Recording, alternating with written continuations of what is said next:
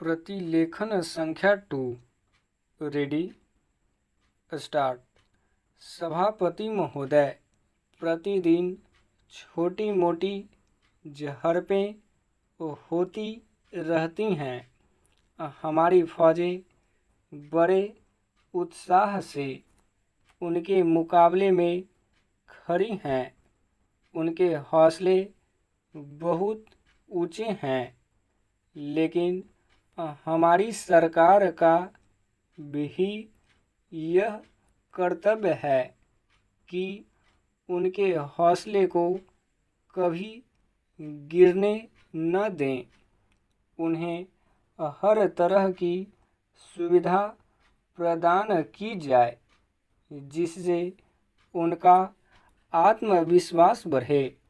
मैं मंत्री महोदय से अनुरोध करूंगा कि सरकार अपनी नीतियों के प्रचार का काम ठीक प्रकार से अपनी फौजों से करे। उनको अच्छे अच्छे हथियार दे।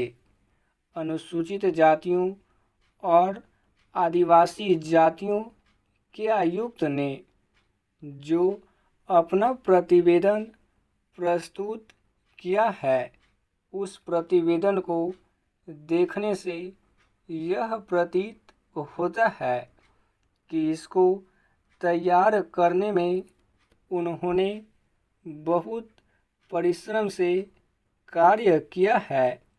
इसके लिए मैं उनको और उनके सहयोगियों को धन्यवाद देता हूँ, परंतु साथ ही साथ इस प्रतिवेदन के संबंध में कुछ आवश्यक निवेदन भी करना चाहता हूँ।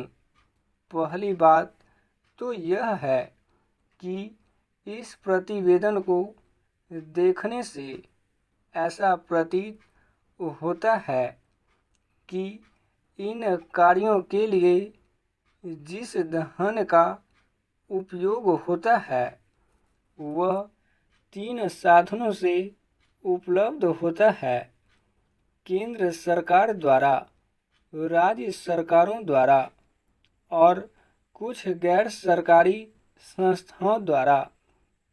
प्रतिवेदन के अनुसार जितना धन इन कार्यों पर व्यय करने के लिए दिया जाता है, उतना धन पूरी तरह से व्यय नहीं हो पाता।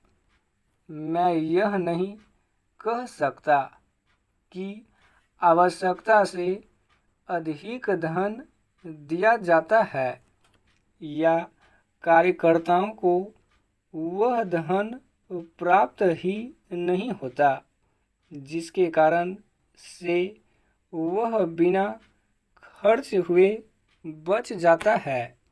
मैं तो यह चाहता हूँ कि जितना धन दिया जाता है उसका पूरा उपयोग हो और आयुक्त को यह न कहना पड़े कि इस कार्य के लिए जितने धन की आवश्यकता थी उतना धन नहीं मिल पाया और विवश होकर हमको उस कार्य को बीच में ही रोकना पड़ा। जहाँ तक राज्य सरकारों का संबंध है, बहुत सी राज्य सरकारें अभी तक इस कार्य में असावधानी से काम ले रही हैं और इस कार्य को उपेक्षा की दृष्टि से देखती हैं। आयुक्त ने इस बात की शिकायत की है कि बहुत सी राज्य सरकारों ने अनेक पत्र भेजने के बाद भी अभी तक अपनी रिपोर्ट नहीं भेजी है। मैं चाहता हूँ कि सरकार इस तरफ निष्ठापूर्वक ध्यान दे। राज्य सरकारों पर दबाव डाला जाए कि वे इस दायित्व के प्रति सचेत हों और आयुक्त को उनके कार्य में पूरा सहयोग प्रदान करें। स्टॉप।